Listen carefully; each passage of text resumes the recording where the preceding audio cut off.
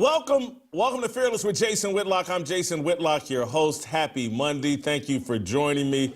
We have a lot to accomplish today. That's why I'm not going to waste any time. You know it's going to be a great show. Steve Kim's going to join me at some point in the show. But, man, we got a lot to talk about, including Angel Reese and Caitlin Clark. Joy Taylor is pro-prostitution. Bill Belichick, Colin Cowherd's defending him. Cam Newton's dissing him. We'll find out from Steve Kim who's right. Aaron Rodgers seems to be headed for Pittsburgh. And then I'm going to end the show making a comparison between Stephen A. Smith and Joe Biden, who the New York Times is saying Stephen A. Smith wants to be Joe Rogan. I think he wants to be Joe Biden. I'll explain at the end of the show. You don't want to miss you don't want to miss any part of the show, but you definitely don't want to miss the ending. The New York Times did a big, long, 3,400-word profile on Stephen A. Smith. And I got some things I want to say about that. I want to thank our great friends at Prize Picks for allowing us to do today's show, which is going to be awesome. Cash in on the basketball playoffs with Prize Picks. Don't miss your last chance to add your favorite players from the court to your Prize Picks lineup, whether it's points, rebounds, assists. Take your pick of more or less for your shot to win up to $2,000 times your cash today. Turn your playoff hot takes into tickets to basketball's championship series. Starting with the play-in round, every lineup you make on Prize Picks will enter you into the Takes-Two ticket sweepstakes, which could get you an A+1 and a VIP trip to the championship. The app is really easy to use. To create a lineup, all you have to do is pick more or less on a few player stats for your shot to win up to 2,000 times your money. We're going to end it there. Prize Picks. We want to end it. Download the app today. Use the Fearless promo code to get $50 instantly after you play your first $5 lineup. That's code FEARLESS to get $50 instantly after you play your first $5 lineup. Prize Picks, run your game. Boom. We got an old school fire starter today. Angel Reese got me fired up. The WNBA got me fired up, and we have an old school fire starter. Buckle up. We're about to go deep. We're about to go where no man has gone before. Is that from Star Trek? That's not from Star Wars. That's from Star Trek. Yeah, the old school. For those of us that are old and remember Star Trek on TV, Captain Kirk would take us where no man has gone before. That's what I'm about to do. With this Angel Reese. Sit down, buckle, call your friends, hit the subscribe and like button. Get prepared for your mind to be blown and for someone to take this Angel Reese conversation where you didn't expect it to go. Angel Reese, she embodies the fatigue pervasive throughout American culture. The WNBA starlet opened her second season of professional basketball burnishing the entitled, bitter, racist, and profitable brand she's cultivated at the expense of Caitlin Clark. Saturday afternoon, down double digits in what would become an embarrassing 35-point loss to the Indiana Fever, Angel Reese played the victim and then unleashed her fear-inspiring, angry black woman routine. She tried to pick a fight with her alleged rival and the league's meal ticket, Caitlin Clark. Clark had delivered a take foul, striking across Reese's arms as the Chicago Sky forward attempted a layup. Reese flopped to the ground and then immediately sprung to her feet to confront Caitlin Clark. Girl, you know who you messing with? Separated by a ref and Fever center Aaliyah Boston, Reese pointed a finger and shouted profanities at that white bitch. Clark, as the Fever guard walked away. Of course, the DEI-approved officiating crew, they huddled, looked at a replay, and somehow concluded that Clark's common foul would be upgraded to a flagrant 1. More confusingly, ESPN broadcasters Ryan Ruocco and Rebecca Lobo co-signed the upgrade. I'm sitting there with my mind blown listening to this commentary, and I was like, look at these white liberals cape up for Angel Reese. Anyway, let's play the clip.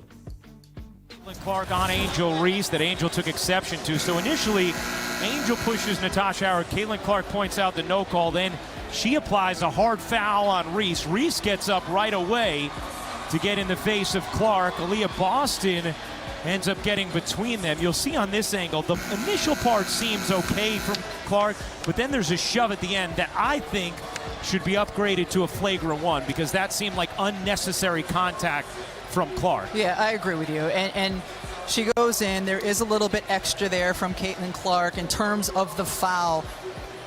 It's definitely a hard foul. It's not a foul that's putting somebody in a position to get injured. But yes, I think it should be upgraded to a flagrant on Caitlin Clark because of that left arm as it wraps around. Right. Pushes. The initial, you understood what Caitlin was doing initially because she sees a wide open layup. You'd rather put Reese in the line. Comical. Absolutely comical. Caitlin Clark's routine take foul being argued by two broadcasters, one of them with plenty of basketball experience, and then Ryan Rucos called a lot of games. Just a joke. But the joke didn't stop there. Following the game, Reese's head coach, Tyler Marsh, added his stamp of approval, arguing that Reese's overheated reaction was justified. Play the clip. Did you like the way your players responded there, just to that moment? It looked like somebody was coming over, talking with Angel, coaching staff was talking with her, calm her down, make sure that it didn't escalate any further?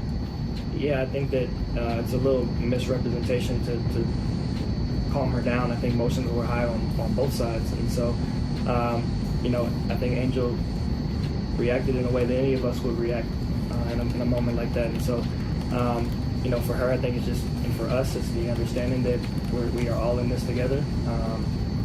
We got her back in that locker room and on this coaching staff, and it'll continue to be that way throughout the season. Everybody would have reacted that way. As many common routine take fouls, grab someone by the arms. Angel Reese clearly flopped and exaggerated because it was Caitlin Clark and because they were down 14 points on their way to a 35-point embarrassing loss. They were getting their brains beat in. Angel Reese is sitting there. She's smart. She knows basketball. She's on a team that has no chance, and she knows it. And she found out game one, like, holy cow, we got no shot. You see this super team that they have around Caitlin Clark? And I'm still playing with hot garbage with a first-year head coach who's a simp and a coward, won't stand up to me or anybody on this team. Angel Reese is doing the math and knows. And she knew by the third quarter when they were down by 14, like, man, it's going to be a long season. When can I demand a trade? Trust me, that's what's going on in Angel Reese's mind. She's going to eventually blame the Chicago Sky. It's a garbage team.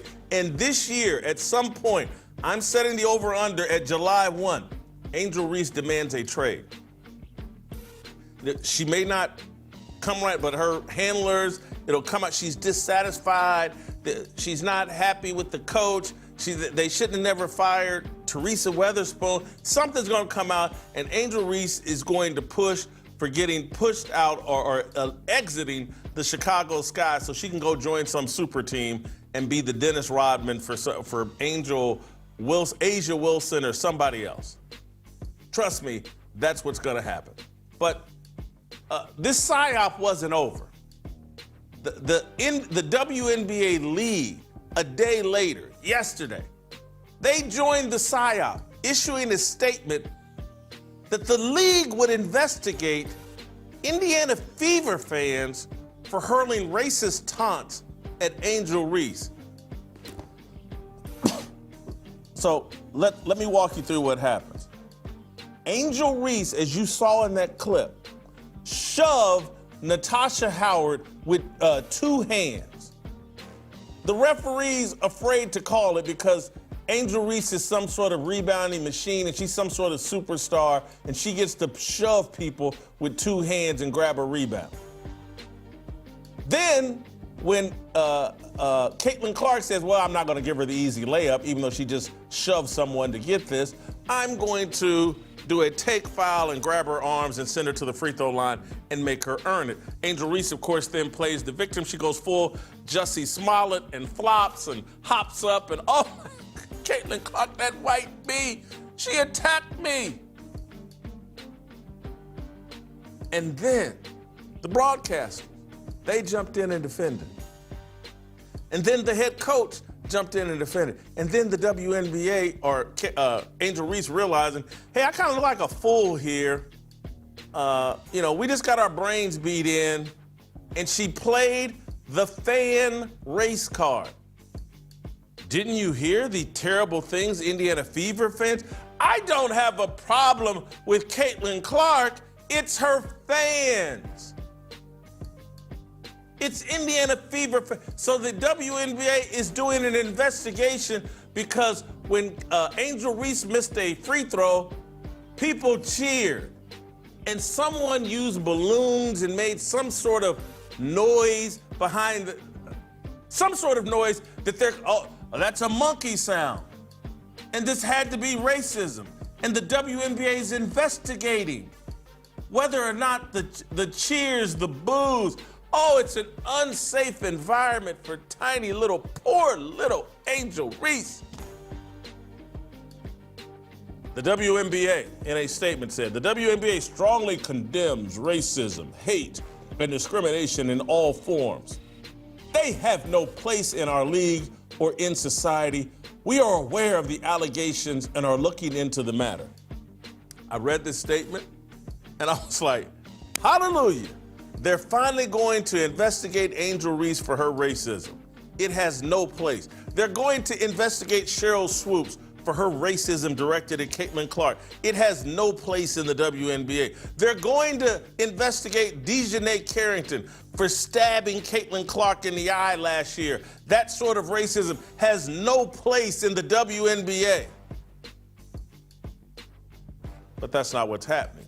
They're investigating fans for cheering and for some noise sounding like a monkey, even though I've listened to it and heard it. It's not. It's garbage. I don't want to jump the gun. Opening weekend of the WNBA perfectly encapsulated the black fatigue that all rational Americans have come to feel. The whole thing started when Reese shoved an Indiana player to secure a rebound. She then cosplayed as a victim, overselling Clark's foul. The people in charge of supervising the game, the referees, failed. They let Reese get away with an obvious shove and then over-penalized Clark on a routine play. The media, empowered to hold the participants and supervisors accountable, Ruocco and Lobo, failed too. Two white liberals, Ruocco and Lobo, protected themselves from backlash by protecting Angel Reese. The leader of the Sky, Marsh, protected himself too. He backed his irrational and emotional player. The league office fell for Reese's lame excuse, racial hoax, and blame Fever fans. This is the power we've granted angry black women. Angel Reese epitomizes that power, the abuse of it, and its negative outcomes. We've erected a system that rationalizes and rewards the irresponsible and angry behavior of black women and exaggerates their contributions to success and society. Systemic pandering is destroying America. Let me repeat that. Let me go full Dr. Umar. You know how Dr. Umar says everything twice? A snow bunny. I said it, a snow bunny. 20 lashes for a snow bunny. 20 lashes for, let me do that. Systemic pandering is destroying America. It's creating a fatigue that foments racial conflict. As a black man, I'm not supposed to express my black woman fatigue. It paints me as a sellout and an ally to anti-black bigots. It's seen as a betrayal to my mother, my grandmother, my sister, my aunts, the wives of my friends and loved ones, Harriet Tubman, Rosa Parks, Oprah Winfrey, and all the other so-called black queens. Have I sold out? Or have I researched and weighed the consequence of systemic pandering? Have I recognized that the black matriarchy sold out black men 60 years ago when it partnered with white liberal feminists and rejected the nuclear family and the patriarchy? Ignoring the consequence of black feminism and matriarchal rulership betrays God, undermines the blessing of American citizenship, and dodges the harmful ramifications of the deconstructed family. I would rather take the risk of exposing the insanity of feminism and correcting the unwise behavior of black women than continue suffering the crippling pathologies resulting from said behavior. The black woman's embrace of masculinity, leadership, and loudness makes her position clear. She does not want a man, not a real one. She desires emasculated men, whoredom, and lesbianism. She rejects America's patriarchal founding and does not value her American citizenship. She's entitled, bitter, and racist. At what cost? The children she raises, mostly alone, are failing. They mirror her bitterness, entitlement, and bigotry. They're easily triggered. Academic standards must be lowered to match their lack of achievement. They're uninterested in marriage. Highly sexualized dancing is their trademark behavior. Their most marketable skills are complaining about white people on social media, filling a DEI quota, or co-starring in a black fatigue video at airports, carnival cruises, school playgrounds, and Frisco, Texas track meets. From Richard Allen's 1794 founding of the African Methodist Episcopal Church to Frederick Douglass, to Booker T. Washington, to Martin Luther King Jr. and Malcolm X, the black man had stood as this nation's symbolic moral conscience. The matriarchy and its offsprings rebranded black culture as the hub of sexual degeneracy, materialism, and bigotry. You think I'm unfair? You think I'm generalizing about a demographic that seeks clout and power from rallying around Trayvon Martin, Michael Brown, George Floyd, Breonna Taylor, and Carmelo Anthony? A demographic that demonizes Clarence Thomas, Thomas Sowell, and Dr. Ben Carson? Well, more than 90% of black women vote for the Democratic Party in every election. Democratic Party outreach to black voters consists of promoting black victimhood, black entitlement, black bitterness, and justification of anti-white racism. The three lesbian black women who founded Black Lives Matter normalized ancestor worship and necromancy, which is communicating with the dead with the say his name chants. Ancestor worship and necromancy are strictly prohibited in the Bible. Why consult the dead on behalf of the living? That's the back end of Isaiah 8 and 19. There shall not be found among you anyone who burns his son or his daughter as an offering, anyone who practices divination or tells fortunes or interprets omens, or a sorcerer or a charmer or a medium or a necromancer, or one who inquires of the dead, for whoever does these things is an abomination of the Lord. And because of these abominations, the Lord, your God, is driving them out before you. That's from Deuteronomy 18, verses 10 through 12. I'm working up a sweat here. Black Lives Matter established the custom of the annual celebrations and remembrances of Breonna Taylor, George Floyd, etc. Here's a post from X from a popular Democratic Party operative, Nina Turner. Do we have that? I want that. Do we have the Nina? Yeah, call up the Nina Turner tweet. I'm sorry. Scroll back. Yeah, here it is. 3 years ago today, a white supremacist, 3 years ago today, a white supremacist murdered 10 people in Buffalo, New York. Celestine Cheney, Roberta A. Drury, Andre McMichael, or however you pronounce that last name, Catherine Massey, blah, blah, blah. Then she ends it with, we must never forget. This is the worship of the dead. This is a practice that is unhealthy, unwise. It's not biblical. It's begging people to ingest bitterness and use that as a primary motivation. It's a mistake that promotes racism. We shouldn't be surprised to see Angel Reese make that mistake. She's been programmed by the matriarchy. Reese perfectly symbolizes the mindset of the typical American black woman. She rejects gratitude and emotes bitterness and entitlement. In a league that loses millions of dollars every single season for 29, 30 straight years, Angel Reese believes she's underpaid. In a league benefiting significantly from Caitlin Clark, Reese hates the one player who might lead the league to profitability. Reese hates the player who has made her rich and famous. Reese is probably the 30th best player in the WNBA. Because of her one-sided feud with Caitlin Clark, she's arguably the second most recognizable player in the league and earning millions of dollars off the court. This is insanity. Why hate Caitlin Clark? You're nothing without Caitlin Clark. Male basketball players, they finance the WNBA. The league directly benefits from the patriarchy. But Angel Reese and all the rest, they hate the patriarchy. Gratitude is at the foundation of a biblical worldview. Under the leadership of the black matriarchy, gratitude has all but disappeared from black culture and has been replaced by entitlement and exaggerated self-importance. Black women and men argue that we built this country.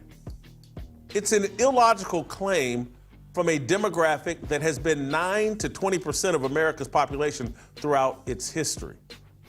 It's nearly as illogical as the claim that black women built the WNBA. They built a league that averages 20 to 40 million in losses every year. Illogic fuels entitlement, bitterness, and bigotry. American citizenship is a blessing. People from all over the globe fight for American citizenship. Black Americans pretend our citizenship is a generational curse.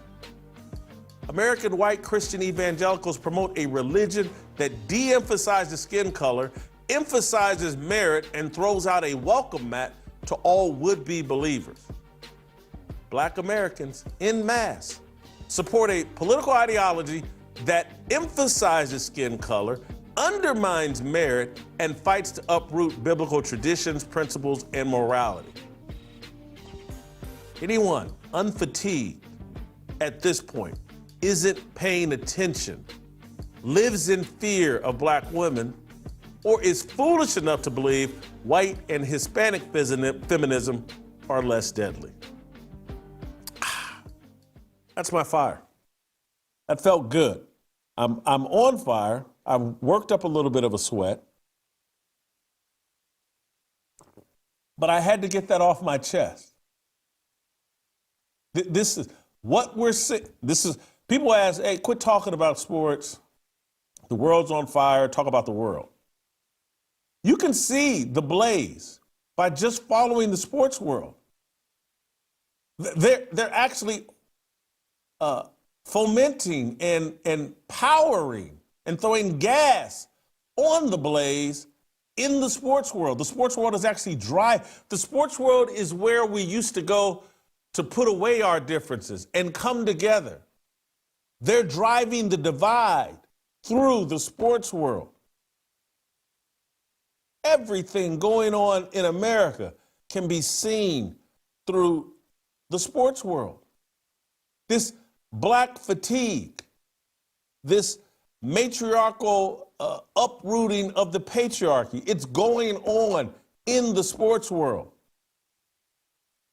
This pandering, the systemic pandering that's driving the black fatigue, it's in the sports world.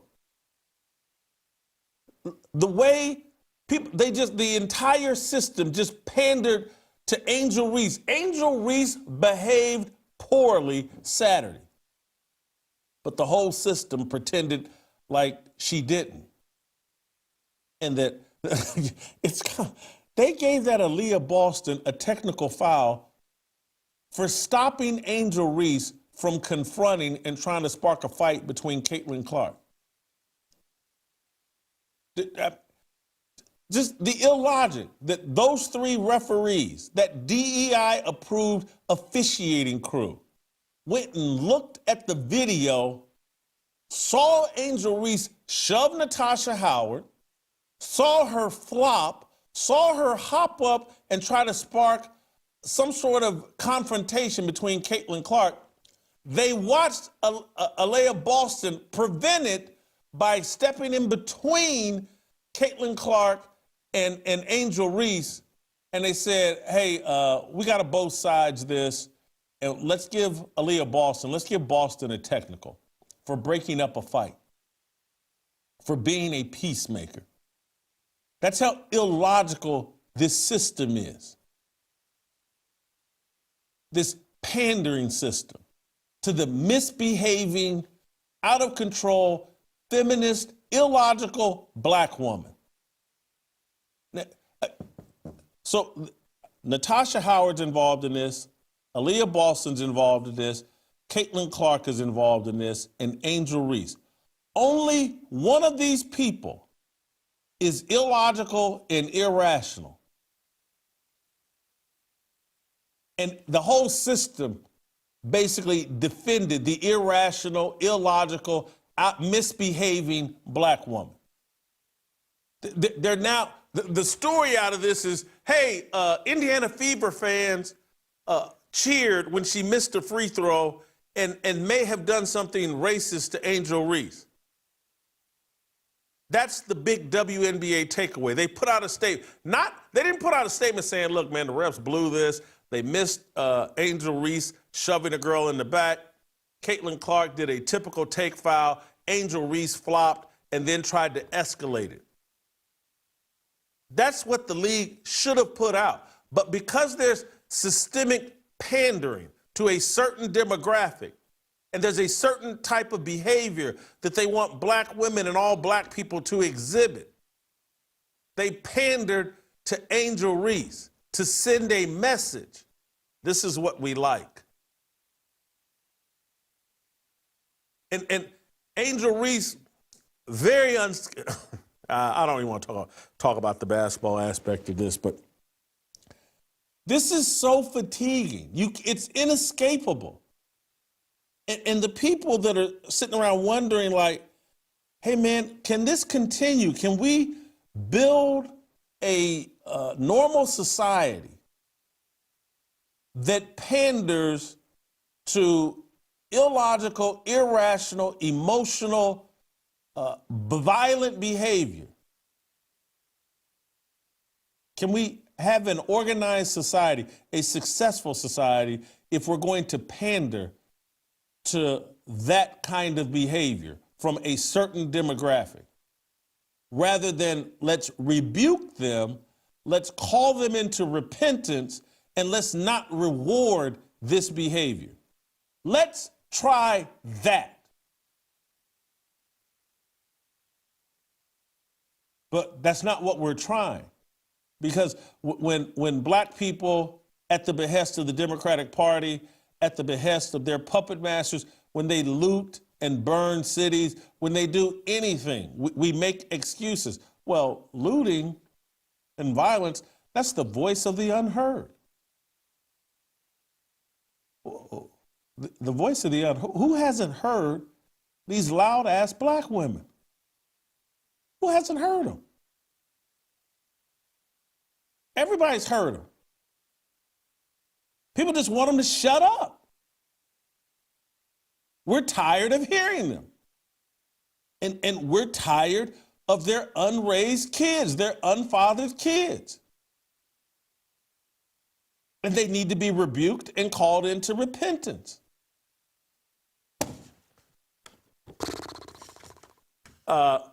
So we'll start there.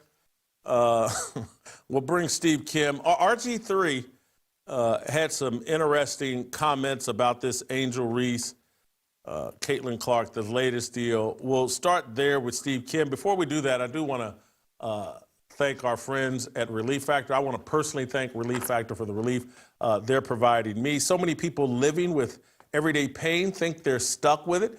It is what it is, but it doesn't have to be that way. Let me tell you about Stanley and his Relief Factor story. Stanley had seen TV ads for Relief Factor more times than he could count, but for some reason was skeptical about trying it. Finally, his leg and back pain won out, so he gave in and ordered. After just 1 week of taking Relief Factor, his pain eased up dramatically. He even started sleeping better. Now Stanley says this stuff is incredible. And of course, he wishes he started it sooner. If you're living with aches and pains, see how Relief Factor, a daily drug-free supplement, can help you feel and live better every day. It's just $20 for the 3-week quick start. $20, take a chance on relieving your pain. 70% of the people that try the 3-week quick start re-up because they feel the impact of Relief Factor. Don't feel stuck living with pain. Visit relieffactor.com or call 1-800-4-RELIEF. That's 1-800-4-RELIEF. Steve Kim, bring him into the conversation. Next.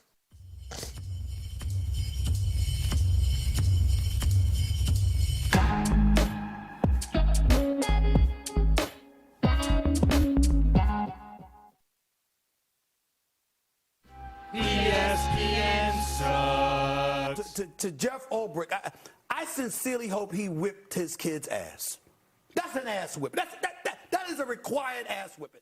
You're 100% right, but I'd like to add something.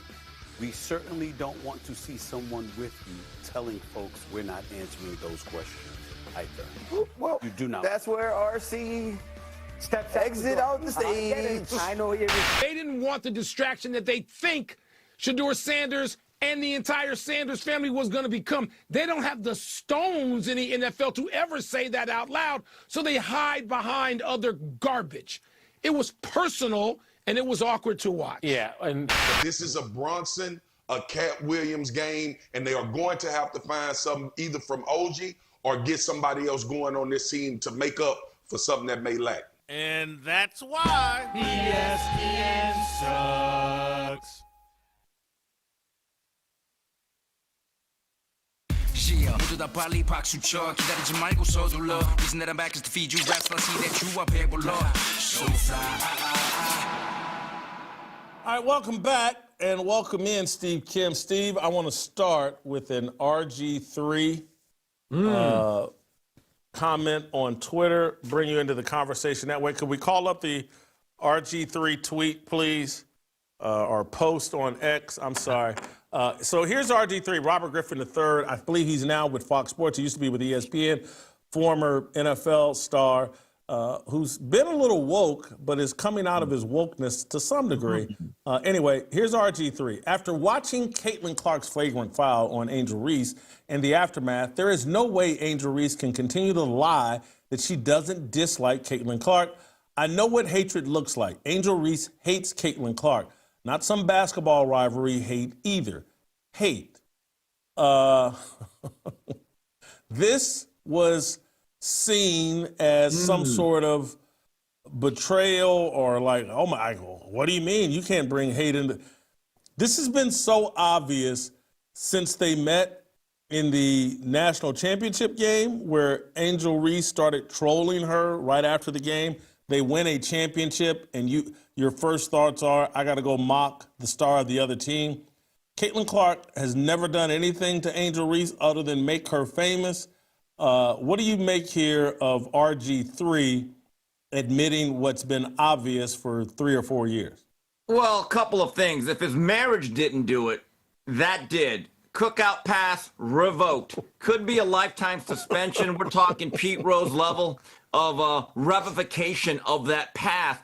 But Jason, the way certain people are now coming out and being able or willing to state the most obvious thing, and I'm going to wrap this around politics, just like we did a couple of weeks ago. Jason, if you watch the mainstream media, it is now okay to say, regardless of the recent news of Joe Biden and his cancer, that just a couple of weeks ago, now you can admit, yeah, he wasn't himself. It was weekend at Bernie's. There was cognitive decline.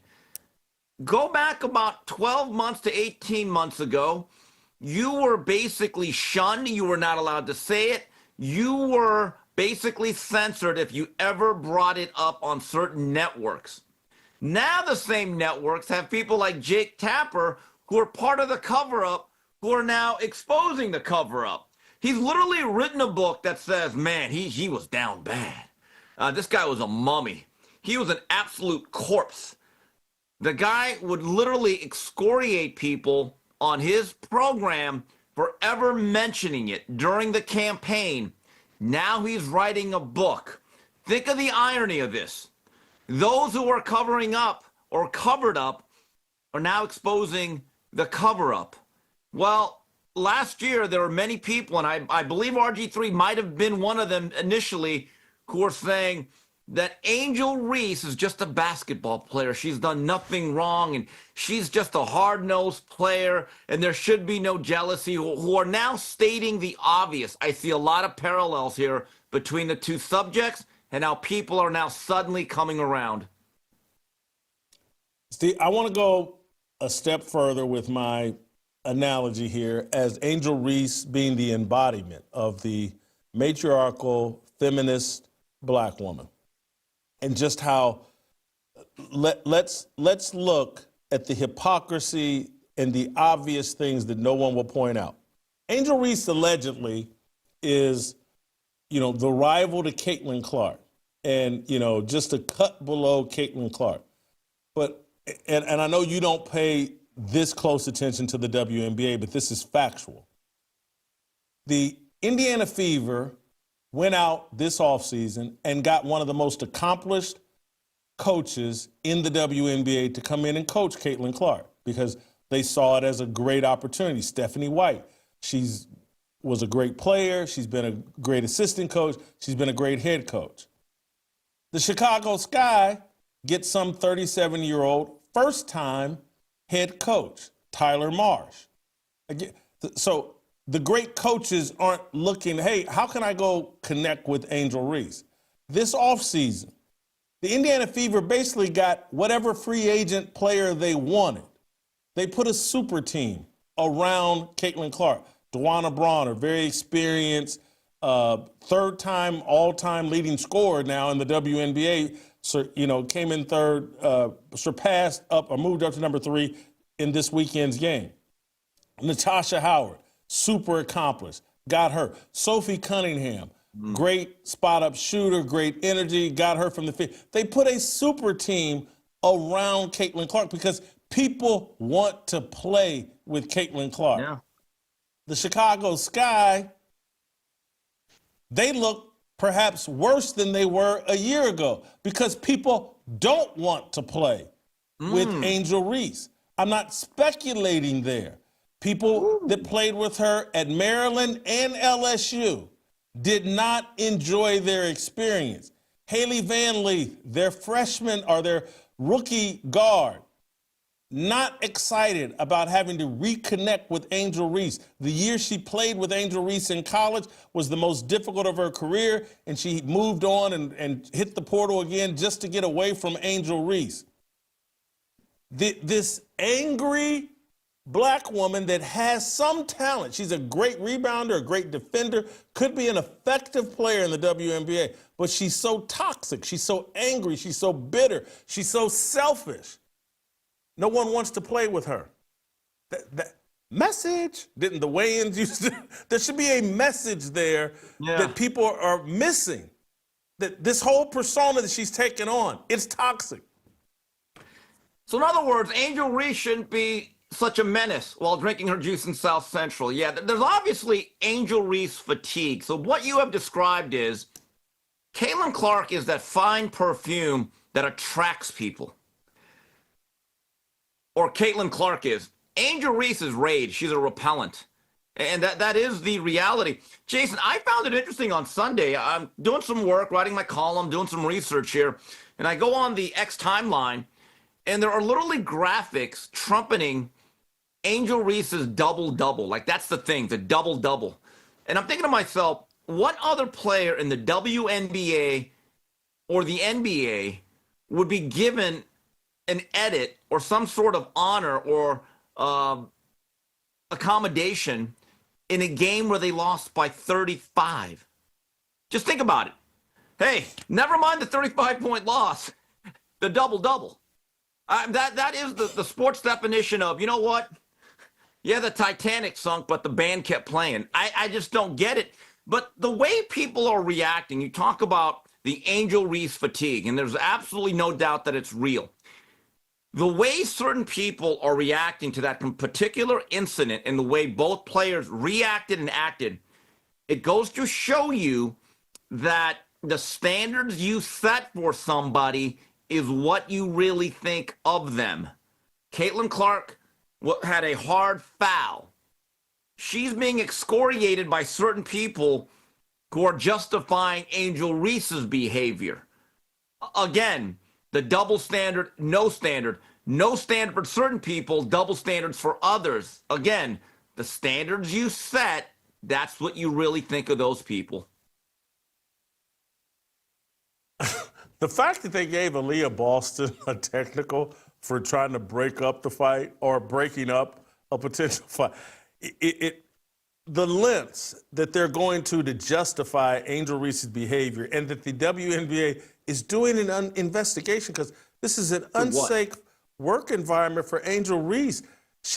There were cheers, loud cheers when she missed a free throw, and maybe there was this noise, which there wasn't. And do you know what kind of rabbit ears? A sold-out arena, and you got rabbit ears so tough on the court that you could make out, oh, someone's making monkey noises in the stand.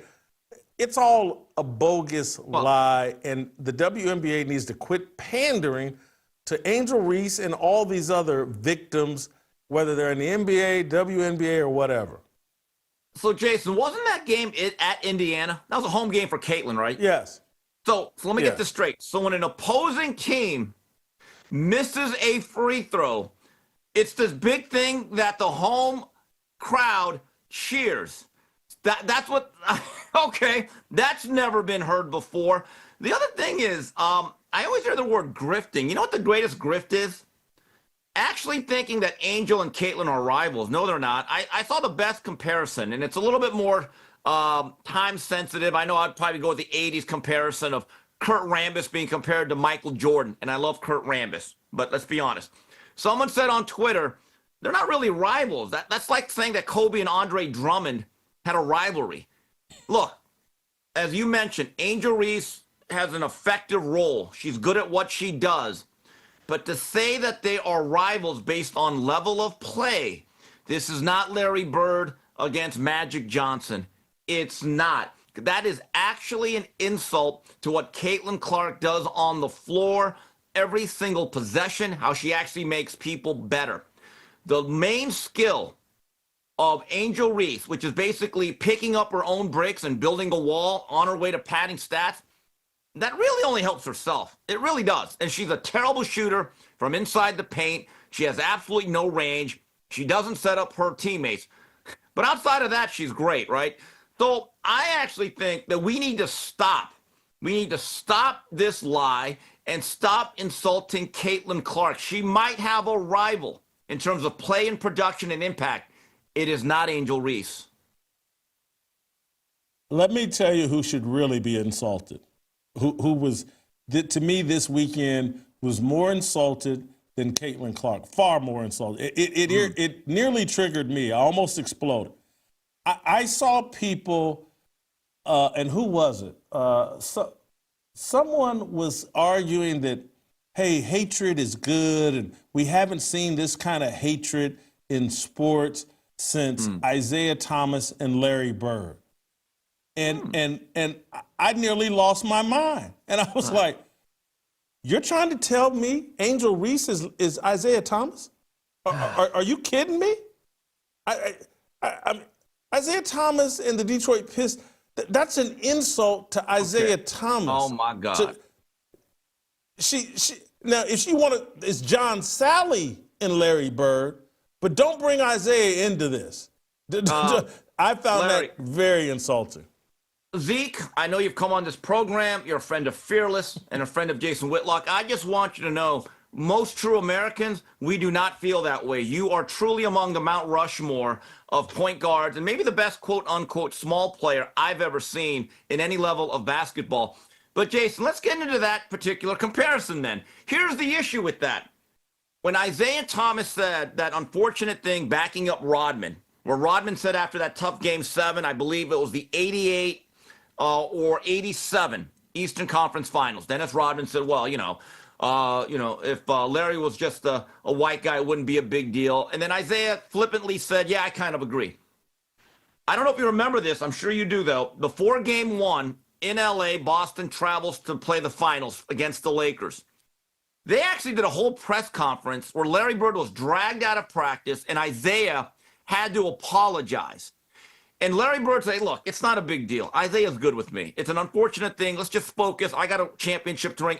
Larry actually may have not liked that particular situation. Him and Isaiah never had a bad relationship. You know the one Piston he did hate, though, and this is the irony. It was a guy by the name of Bill Laimbeer. He absolutely detests him to this day. Wouldn't even talk to him at All-Star games, didn't try to pretend to be nice. They can meet right now. And Larry Bird would probably want to sock him right in the face. Oh, and by the way, for the young, Bill Laimbeer is white. Just throwing that in there.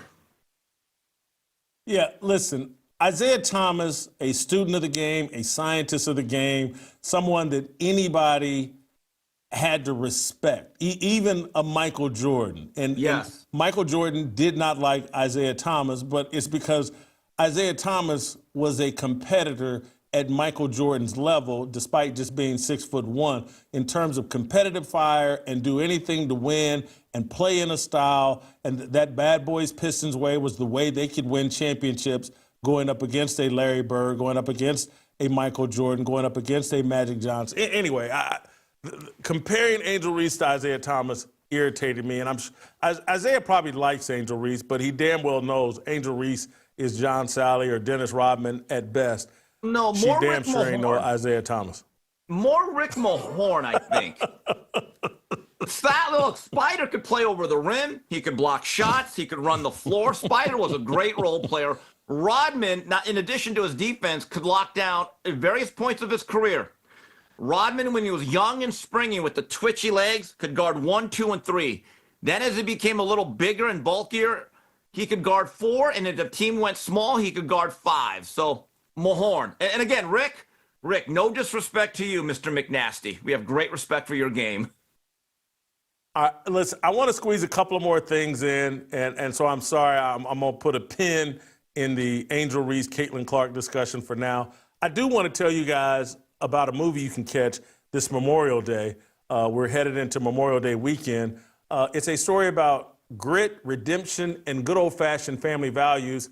It hits the big screen, and trust me, you don't want to miss it. From Angel Studios, the team behind The King of Kings, Homestead, and Sound of Freedom, comes The Last Rodeo. It's the action-packed story of a retired rodeo legend who straps back in for one last ride, risking it all to save his grandson. He's the oldest rider to ever enter the arena. The movie's about healing broken bonds, facing the past, and proving that real courage means fighting for the people you love. It's raw, it's heartfelt. It might just leave you tearing up under that cowboy hat. Theaters are selling out fast, so hurry up and order your tickets right now. Go to angel.com/Jason to grab your seats for The Last Rodeo in theaters starting Friday, May 23rd. I encourage you to see The Last Rodeo. Get your tickets today at angel.com/Jason. That's angel.com/Jason. Steve, this is, I don't even know if I can do a description of this other than Joy Taylor promoting prostitution here, and to me, making it crystal clear, telegraphing the fact that she's not long for Fox Sports, in my opinion. Really? She has clearly made a decision that she's going independent when her contract runs out this summer, in my view. I think these types of clips and comments on her two personal podcasts are a clear signal she wants out of Fox Sports 1 and is trying to hype her new podcast. Here's Joy Taylor on her podcast, I believe with Van Lathan as the co-host or guest. Let's play SOT number 7. I think there's also a massive attack on femininity. Like, the idea is that the masculinity is actually what's being attacked, right? Like, everything is watered down, everything is softened now, everything is feminine. I actually think femininity is under control. I think that a big part of the reason why this is happening is because women got too close to power. Okay, how so? I mean, the audacity that a black woman would run for president. I mean, this was their last stand. They were like, hold on, listen, we let you in boardrooms, you know, we let you get credit cards. Running for president is just, it's too much audacity for us. You know, when you have like cute aggression, when you see something that's like so cute, you just start spazzing out. They had like audacity aggression. Like, how the fuck could she do this? Yeah. She's supposed to fucking stay in line. Yeah. There's too many bitches. Get them out of here. And that's what it's really about. So rolling back of women's rights and this push that women have somehow created this world where there's too much equality and we can make choices about when we have children, and that marriage rates are dropping because nobody wants to fucking deal with a cheating alcoholic man when you can just get your own apartment. Yeah. Guys are lonely. Men in these fucking caves that would never touch a woman in their life anyway have convinced themselves that OnlyFans models are curving them because they sent them $5. Yeah. You know, it is this attack on femininity. It's not about masculinity. Right. But let me ask you a question about the incels. Do you think the incels, do you care about the loneliness of the incel? I think that male loneliness is a massive fucking problem. Okay, so I think non-pussy getting male lonelies are deteriorating society. Yes, I think it's a massive problem. What do you think the fix is? One, I think we should legalize prostitution. Okay. I have been standing on this for decades, and I think that prostitution should be legalized. Steve, that's a lot to unpack, so I'm gonna start you out with an easy softball. Like, do you think she's doing this content with re-signing with Fox Sports in mind, or is this her announcing she's exiting Fox Sports and she's going to do a Call Her Daddy type podcast? Is that her future? It might be, but I'm just telling you, here's the issue. I'm just going to be very blunt about this. She's an attractive woman, very attractive, right? But I barely want to hear her talk about sports. Culture, politics, race, religion, I don't think she's well-versed at it. And look, what she says is actually echoed by a lot of people, but you're right. If you are a Fox Sports head, you're up on that ivory tower thinking, all right, who do we want representing our company? I know that they've lowered standards and certain things that you couldn't say 20 years ago that were taboo are allowed now for whatever reason. You can call it the Jamie Horowitzing of television debate shows, right? But she does look like somebody or sound like somebody that wants out or is on her way out based on the content that she is now producing. Yes. So she doesn't want to talk about politics and culture, I believe, in a serious way. She wants to talk about it in a sexual and profane way. And she's wet her fingers and said, hey, this is the wave of the future, that men are doing this. And it's better when an attractive woman does it. And it's not that I've listened to a lot of the Call Her Daddy podcast, because I haven't. I don't know if I've listened to any of it. But there does seem to be a market for feminist women to talk about their sexuality in an explicit way, that there's an audience for that. The problem might be is that Joy is perhaps seen as so unlikable and so calculated because of the lawsuit and what it revealed about her, that she's just the wrong voice for that. Yeah, here's the other issue. Doesn't anyone ever push back on her? Is it just always, yeah, Joy, cook, while stirring at her cleavage? You're allowed to well, hold on. Are you allowed to disagree? Because if I was in that opposite seat, I'd say, Joy, I kind of hear what you're saying. But what I'd say, my opinion is, I believe that women that have 4 or 5 kids without a father, that let these young men run roughshod on our society, I think they're a bigger problem than the out-of-touch white CEO. Your thoughts. And then you have a conversation. Look, I get it. A lot of these podcasts are very, very partisan. Whether you're left-wing, right-wing, you know where you're coming from. but at least some of them try to have a discussion, a back and forth thing. We could say what we want about Bill Maher, but last year or so, he's bringing on people that will, if not challenge him, they will have a conversation. They're just not going to sit there like a bunch of simps saying, I can't disagree with Joy or I'm on her bad side. So I think that's the issue, is that there's a certain dishonesty, if you want to really call that a conversation. Yeah, the pushback I would have given, I would have loved for Van or someone sitting in that seat. And this would be interesting. And literally, I'm saying this, I'm sure everyone thinks I hate Joy Taylor.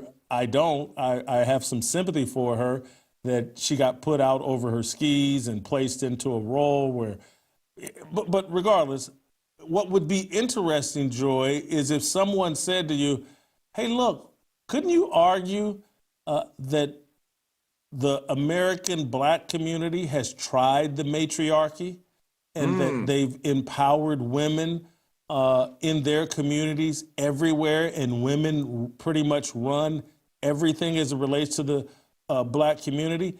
And how is that going? Are people not allowed to look at the results of that and say, yeah, I don't like those results. I don't know if we should tamp down the black or the matriarchy, because if it's going to produce the results we're seeing in the black community, I don't want any of that. Jason, let's look at this factually. So I'm sure you know what happened in New Orleans with that jailbreak, the Shawshank 11. And so, okay, I'm like, oh, that's pretty bad there. So they bring out this police chief, and it's not an old white guy. It ain't Bubba. It ain't Boss Hogg. It's some lady with glass frames, and I'm like, oh, here we go. Here we go, looking like Joker. And if you actually look at a lot of the jurisdictions throughout America the last 20 years, look at who the mayors are, look at who the police chiefs are, the head of education, all of these important positions that are in place. It's the darkest form of quote unquote white supremacy I've ever seen. It is hard or impossible not to notice. Look who the mayor is in New Orleans. Look who the chief of police is. And then look at this woman with the Joker glasses. New Orleans is run by women. And there are people saying like, hey, I don't want to be New Orleans. I don't want to be Chicago that had Lori Lightfoot, and now they got a man impersonate a woman in Brandon Johnson. And so it just, there. And so it's like, if she wants to have that discussion, have it. Have it with someone that's actually going to push back and not just be a bobblehead and sit there out of fear of like, oh, if I push back, this will end up on social media or end up on X, and I'll be called a coon or a sellout or sexist or whatever. And so if she wants to have that interesting conversation, invite someone on who will be interesting along with her, not just because she tried this initially, what Van Lathan did. I'm trying to think, there's a guy that I hired at Fox Sports that played for Brandon Newman, that's his name, that played football at Ball State and Notre Dame. I gave him his first job, and the next thing you know, he turned into Joy's side chick on some podcast, and I was like, You did that. You did that. You're to blame. You did that. I did do that. That's on me. That's on me. All right, Steve, I want to keep it moving. We won't even address the prostitution thing that Joy is promoting. I want to move on to Bill Belichick. We got one guy, Colin Cowherd, defending Bill Belichick in his relationship with Jordon Hudson, and we have Cam Newton criticizing. So let's start with Colin Cowherd on Bill Belichick and Jordon Hudson. Let's play that clip.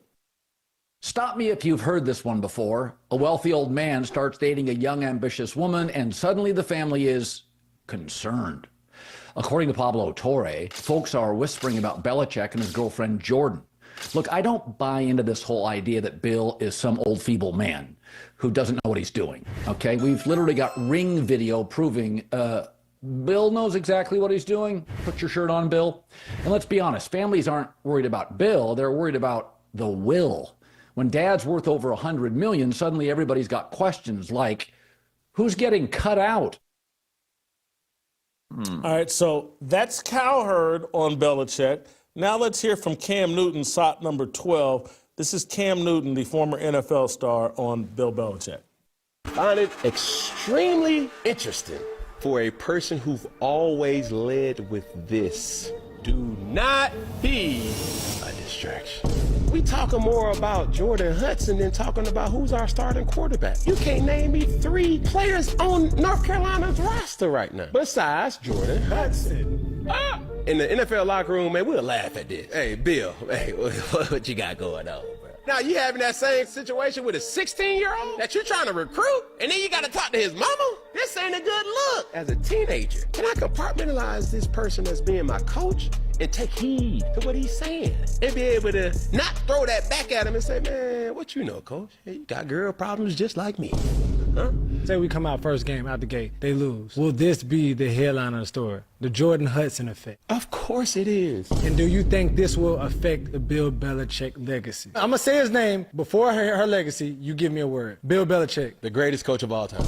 Now think of now. Bill Belichick. A coach that's just like me and you. Steve, who you got here, Cowherd or Cam?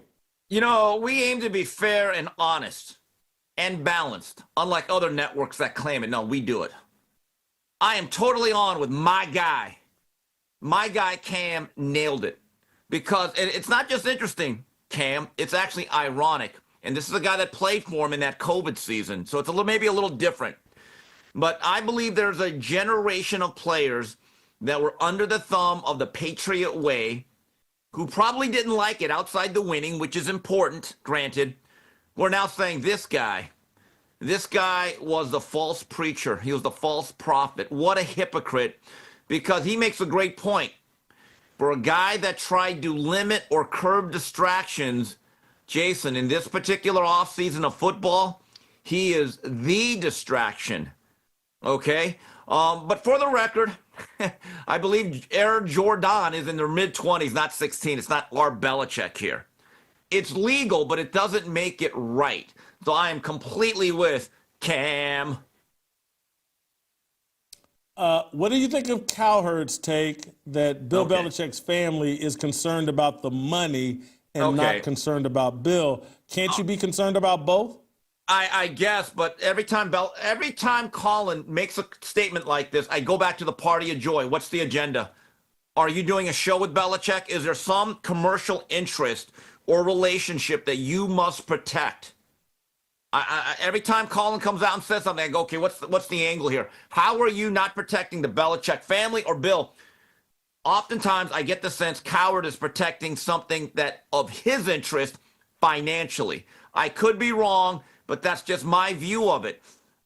Maybe the Belichicks are concerned about the will. I don't know. I don't hear them being destitute. I really don't. I think that family's done okay. The Belichick sons are in the coaching profession. I believe one of them is in line to take over. He's probably made good money, well above the American salary.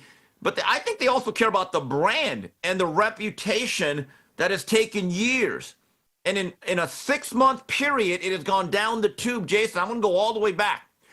When the greatest coach before I was born, Vincent Thomas Lombardi, passed away, I've seen documentaries on it. I've studied it. When he died, Jason, not only was it a national story, the thing that was really interesting to me was when his casket was being driven down the road to its final place, people were getting out of their cars and waiting above bridges to pay respect to it like it was like a general or a president. I was like, wow. Vince Lombardi had an impact on American society that went beyond football, and a lot of it had to do with the example that he set off of it. Belichick, I don't think, can be held in that esteem anymore. Well, and here's the thing Cowherd may be missing here, and which he just shouldn't be missing, because Cowherd knows that anywhere his kids go, and when they mention their last name, hey, I'm Stephanie Cowherd, or whatever his daughter's name is, or whatever, are you related to Colin Cowherd? And then there are going to be questions about Colin. And so as a parent, that's why you protect your last name, because any of Bill Belichick's kids, any of his relatives that, hey, my last name's Belichick, and now the questions won't be about Super Bowls, although I guess it still will be because people won't ask impolite questions, but the thought will be about Belichick and the 24-year-old girlfriend.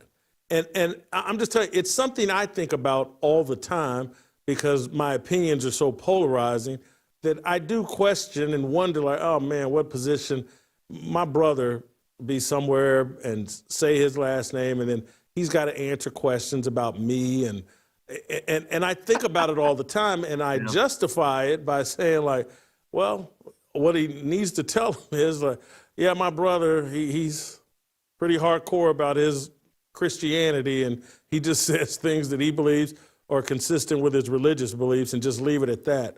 But I do think about that as it relates to my name and what a position it puts my family in. I think about my friends that are closely associated with me, the questions they get asked about me.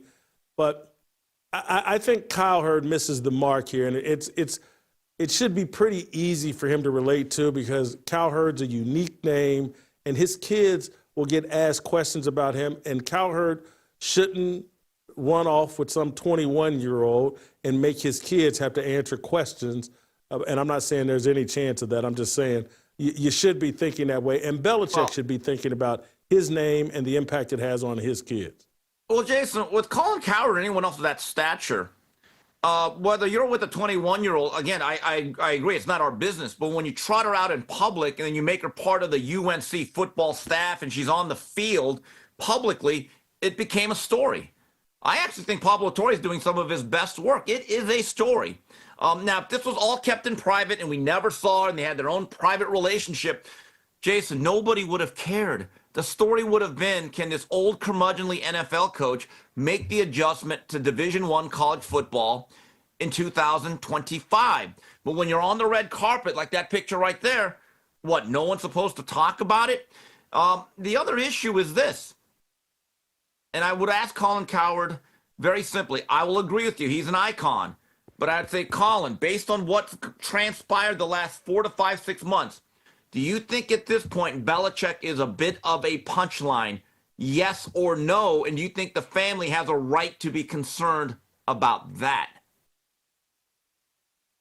Have every right to be concerned. Steve, I got to go because I got to keep it moving. I got some stuff I want to get off my chest about Stephen A. Smith and the New York Times.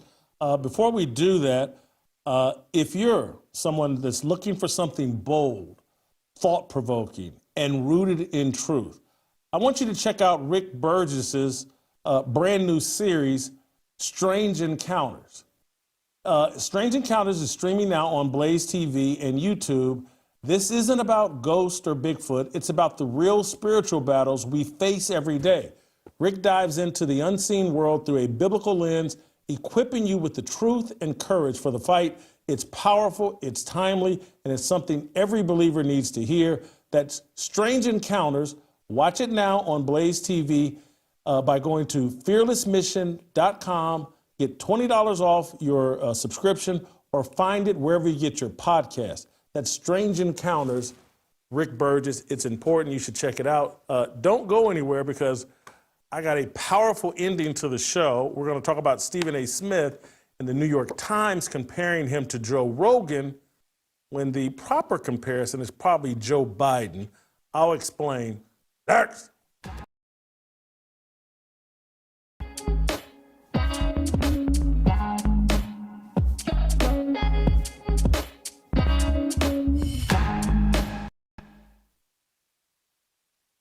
I'm living in a world right now where people are pretending like Stephen A. Smith would be a good candidate for president.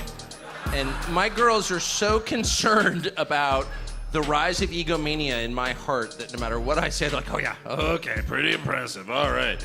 If I came home and I'm like, I cured cancer, they'd be like, oh, cancer, oh, Mr. Cancer Cure, cure a little cancer, ooh, wow, I'm really impressed. I was in the car with one of my girls went on a college tour, and I never talk to them about my job. They never ask. I barely know what I do. and I get a call from, on my phone, sitting in the back of this car, from Mark Zuckerberg. And I'm like, okay, this is a high school senior. She's probably heard of Mark Zuckerberg because he's like an internet guy. Maybe this will impress her. So I get my phone and I'm like, Mark Zuckerberg. And she goes, ew! And I said, you don't like Mark Zuckerberg? And she goes, why is he calling you?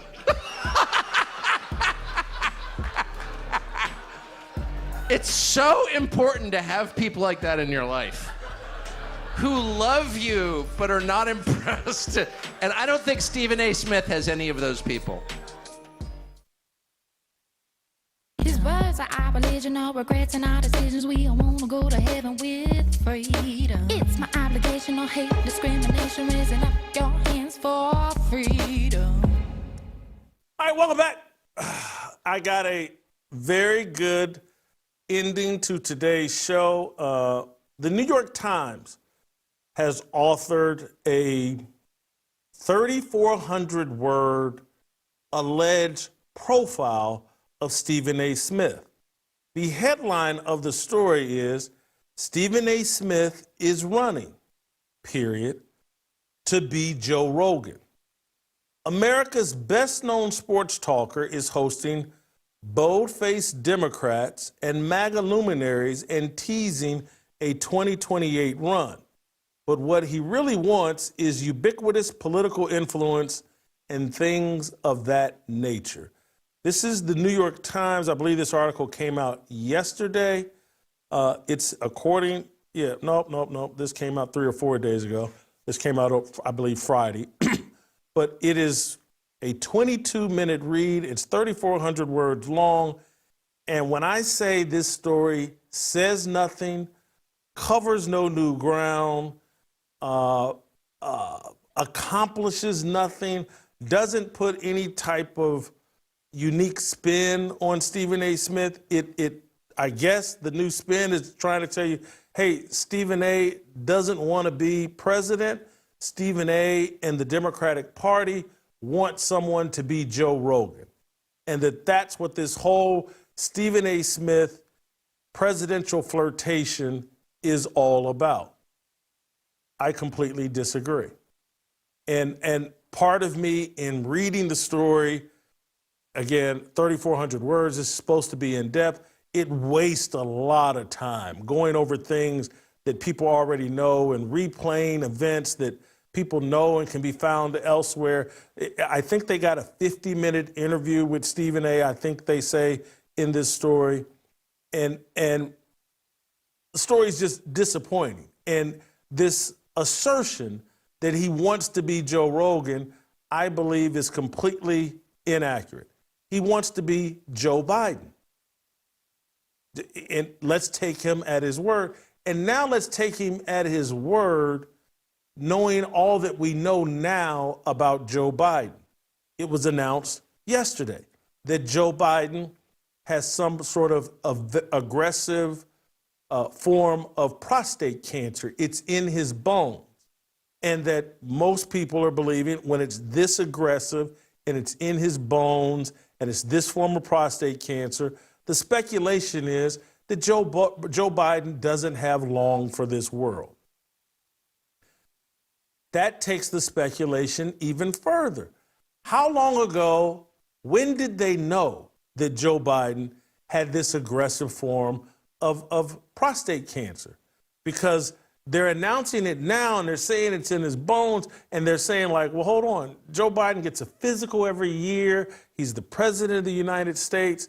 They didn't just discover this.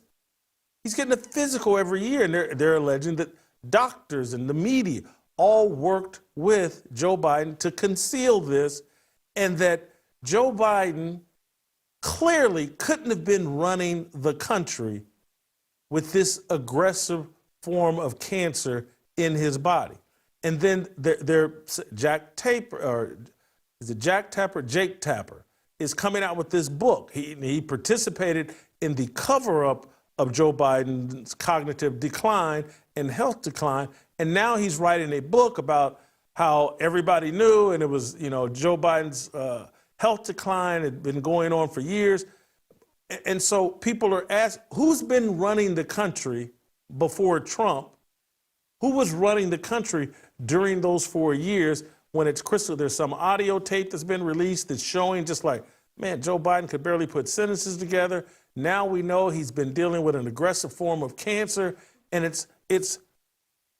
was Joe Biden actually running the campaign, actually running the presidency? And the answer to most people with common sense would have to be no. No, he wasn't. And this is where Stephen A. comes in. He's being treated just like Joe Biden. You can't get anywhere near the truth on Stephen A. Smith. The mainstream media is running cover for Stephen A. Smith. I'm going to personalize it. This isn't my narcissism. It's just me putting the pieces together. Stephen A. Smith has one outspoken critic who has a pretty clear-cut journalistic record of doing award-winning by their institutions, by their organizations. Stephen A.'s one critic received all or most of those awards at a high level. It's me, Jason Whitlock. Jason Whitlock has been profiled in the New York Times twice. I'm not some mystery person. I'm not some unaccomplished journalist. You do a 3,400-word profile on Stephen A. Smith and his run for the presidency, and the person who, before any of this became public knowledge, the person that was doing shows saying, Stephen A. Smith is running for president. Stephen A. Smith is running for president. And the New York Times doesn't contact that person. An accomplished, experienced journalist, a journalist that's been profiled in the New York Times on 2 separate occasions, someone that's had work published in the New York Times, someone who was way ahead of the conversation on Stephen A. Smith and running for president. Let's don't contact him. Let's avoid that truth. And this isn't my ego. This isn't like, oh, it's an insult to me. It's just they're uninterested in the truth. They're protecting Stephen A. Smith the same way Joe Biden was protected. Because there's truths that I've revealed about Stephen A., the fraudulence of his stated background that they do not want to deal with. He's being protected. He's a plant. He's a prop. He's a puppet that they can put puppet strings on, no different than Joe Biden. And in the article, they mentioned that, part of this is outreach. Stephen A. is outreach to male voters. They're bleeding male voters. And they brought in Tim Walz and played it. Tim Walz, we'll pair him with Kamala Harris, and he's this high school football coach, and he's coached Tim Walz. This was all outreach to men because the Democratic Party is a feminist party, and they can't attract masculine men. And so they tried to pretend that Tim Walz was a masculine man. And now they're trying to pretend that Stephen A. is a masculine man. He's a tough-talking sports talker. He curses. And you got all these females, Jasmine Crockett, they're out there cursing and trying to act like men. They're trying to fix their male problem with Stephen A. Smith. And they know he's a fraud, just like Joe Biden. And so any reference, we're going to put out a profile piece on Stephen A. Smith. We'll contact Bomani Jones and quote him extensively in the story. We'll reach out. They reached out to Tucker Carlson. And I say that with no animus, but I just had Tucker on the record talking about Stephen A. Smith. We just played the clip. But Tucker gave him a text message response. But the person that actually knows Stephen A. Smith, actually has researched Stephen A. Smith, the most accomplished, outspoken critic of Stephen A. Smith, don't talk to him. Don't reach out to him.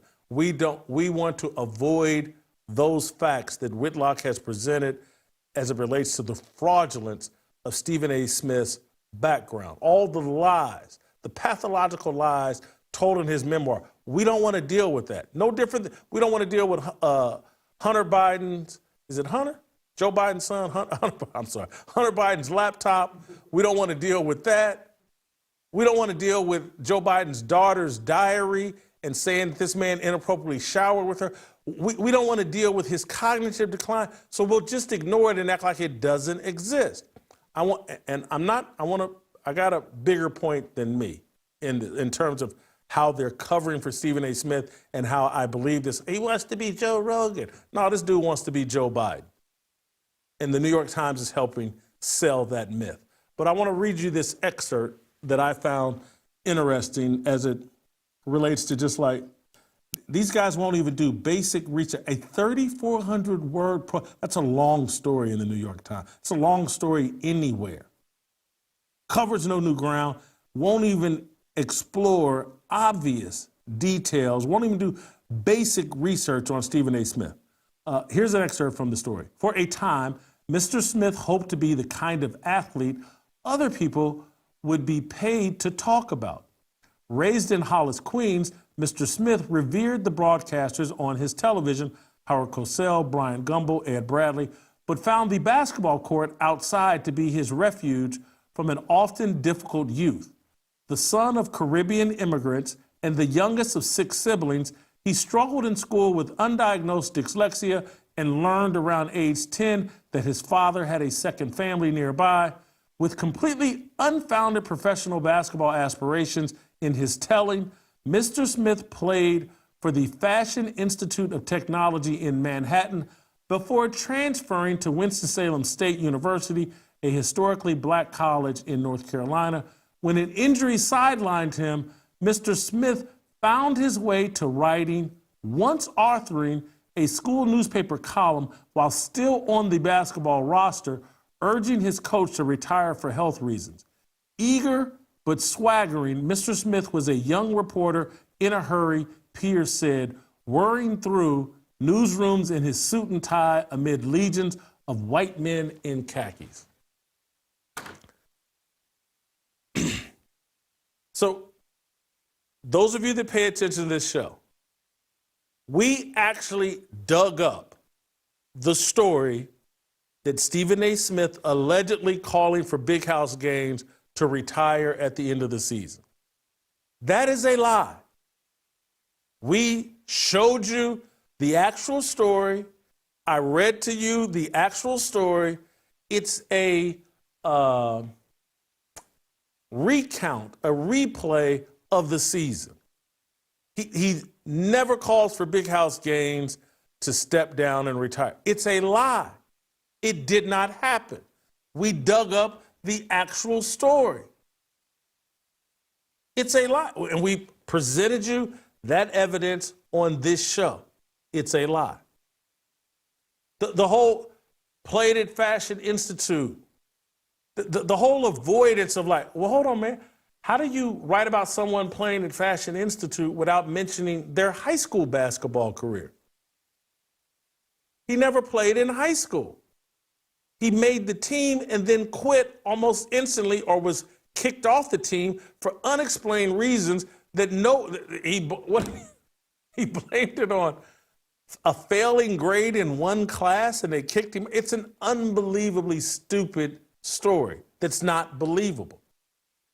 The story he told about 17 straight three-pointers to win, they avoid any of that farcical stuff and just write a little brief description promoting the lies that Stephen A. Smith has told.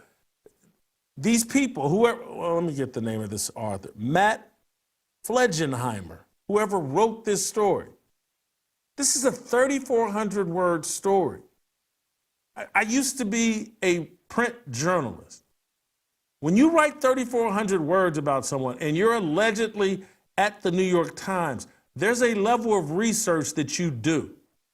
And who's been critical and what are the allegations? And you ask Stephen A. Smith about them or you do your own research. You just don't reprint the lies. This story, and Matt Fleginger in the New York Times, I apologize, but it reads like ChatGPT wrote it, that AI wrote this story, that Mark Shapiro and Ari Emanuel and Endeavor and WME said, hey, we need the New York Times to write a story promoting Stephen A. Smith. We've had ChatGPT write the gist of it. Can we put someone's name on this? I'm going to give you my big smoking gun here about the avoidance of truth and just how protected Stephen A. Smith is and what a plant and how he's no different than Joe Biden. He's been installed. It's not just left-wing media. The New York Times isn't the only group avoiding the truth as it relates to Stephen A. Smith. I don't trust any of the media, and this is why I'm not popular with any of the media, whether it's left-wing or right-wing, or whether it's so-called independent journalists. That's all a smokescreen and a lie. Because conservative, alleged, independent media, they've been selling the lie of Stephen A. Smith as well. And you want to know why? Because they all have the same representation, the same agency. They're all connected in some way or another to Endeavor, Ari Emanuel, Mark Shapiro. They're all connected to the same tribe. They all answer to. They all get their guests from. And there's a reason why, like people, hey, you got to avoid Whitlock. He's actually independent. We can't control that Negro. Avoid him. Not trying to put myself on a pedestal. I'm really not.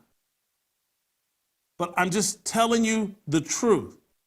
And so here's my this story written allegedly by Matt Flegenheimer or Matt ChatGPT. I want you to look at their headline. Stephen A. Smith is running to be Joe Rogan. The entire gist of the story is Stephen A. Smith wants to be Joe Rogan. He doesn't want to be president. He wants to be Joe Rogan. And they go into some detail. Stephen A.'s quoted talking about Joe Rogan and all this. And at no point in this 3,400-word story in the New York Times, allegedly a beacon of journalistic integrity, they never mention that Joe Rogan absolutely trashed Stephen A. Smith. That the only real connection between Joe Rogan and Stephen A. Smith is 5 years ago, ESPN tried to foist Stephen A. Smith onto UFC coverage and had him call a fight between Cowboy Cerrone and Conor McGregor. And they did it with, I think Michael Eaves was the host, and Joe Rogan and Stephen A. Smith. And Stephen A. Smith called Cowboy Cerrone a quitter. And Stephen A. Smith said we didn't learn anything about Conor McGregor. And Joe Rogan trashed Stephen A. Smith. And the whole thing went viral. It's the biggest connection between Joe Rogan and Stephen A. Smith. And any reporter that did an ounce of research would have contacted Joe Rogan and or just mentioned in the article, like, man, this guy wants to be Joe Rogan, and maybe he's motivated by his hatred of Joe Rogan because Joe Rogan trashed Stephen A. Smith. Let me refresh your memory if you have forgotten. I want to play SOT number 10. This is Joe Rogan talking about Stephen A. Smith. Play the clip. So I looked at your Instagram yesterday, and you had that video of Stephen A. Smith, and immediately I was like, "Oh my goodness, this explains so much." Play this, play this, Jamie. Watch this, watch this. First of all, someone needs to explain to me what's happening here. Yeah, well, it looks like a dick punch to the left. I don't even think it's dick, unless that guy's got a 2-foot dick. Look how low he's punching. No idea, man. This guy should not be allowed to talk about fighting. Yeah, look, just I'm gonna cut. My concern with him though was that, like, look, he's fine. He just did the video. I get it. Like, it's good that you're trying to learn the sport, but I gotta tell you, like, DC sent me this video and he basically commented on it, and I said, D's trying to protect it. DC's trying to protect him. I said, you cannot protect this guy, not from this. No. You can't call someone like Cowboy Cerrone or any other top guy in any organization. I don't care if it's UFC, Bellator, One, any of them. All these organizations, you cannot do that to these guys. These guys lay it on the line every time. We're not slapping a puck or hitting a baseball, okay? Yes. We're really out there getting hurt. Yes. And when someone calls you a quitter like that, you better be. I'm not saying he should be careful, like watch his back, but don't expect these fighters to be very courteous to you next time you walk in the hall. And that's the issue that I think we come across here with top fighters. Are very offensive when they get offended when things like this. Rightly so. Yeah, it's a different thing. There's the emotional cost of losing a fight is so much different than losing a game. It's not the same. And there's a culture in sports broadcasting, whether it's radio or television, this just diminishing of people. There's this shit talking that goes with sports. You know, he always falls apart. That guy, that mother needs to give his money back. He sucks. He this and that. And the other guy's like, oh, I can't believe you're saying that. And you could do that in sports radio, and people love it. Because if you're on the job site and you're listening to the radio and you're hammering nails, you're like, you're right, he does suck. And there's a mentality that goes along with that kind of sports radio, sports guy talk. I hate that shit. I've resisted that from the beginning, and I've shit on those guys from the beginning because it's not the same thing. You're not talking about the same thing. You're talking about fighting. You're talking about unbelievable physical consequences, including, knock on wood in our sport, it's very rare, but death. Yeah. So, a high school journalist, if they're going to make some comparison, hey, Stephen A. Smith wants to be Joe Rogan. First thing they would do would be like, hey, the only real interaction, only thing interesting that's ever happened between Joe Rogan and Stephen A. Smith is that. Stephen A. went on a UFC podcast, Joe Rogan took a dump on him, and Stephen A. hasn't been involved with UFC and fighting ever since. Not mentioned. This is the selling, the protection of Stephen A. Smith. His legitimate critics are not given a voice, whether it be me, whether it be Joe Rogan, whether it be things that happen in reality. Because that happened in reality. Not mentioned. But we're going to do a 3,400-word article saying he wants to be Joe Rogan and comparing him to Joe Rogan. But we're not going to mention that Joe Rogan trashed him and basically ran him out of UFC fight coverage.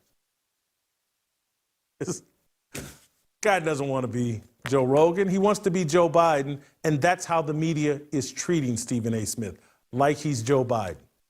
There's a protection racket, because he's a puppet willing to be put on puppet strings, and so there's a level of protection that goes along with that.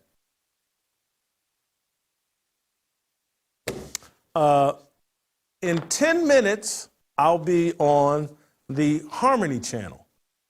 Talking about Brandon Johnson, the Chicago mayor, who says he hires all black people because black people are the most generous people in the world.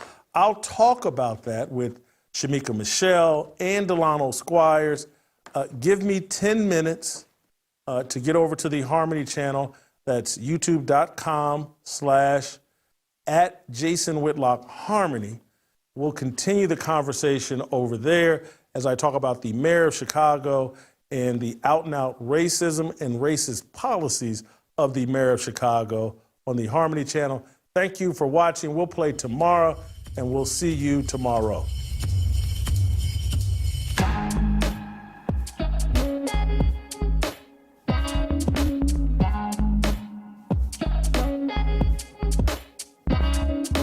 Waiting for the countdown, coming off the breakdown, standing in line for freedom. Looking for a breakout, feeling like a standoff, nothing in life like freedom. Came in like a fighter, striking like a ladder, making all these moves for freedom.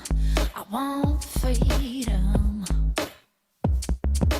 No negotiation. affiliation, my sister, no relation. We all just wanna have freedom. Sitting on the corner, never been alone. I'm breaking my back for freedom. Blessed, we are living, get back. We are receiving, all deceiving. We all wanna be free.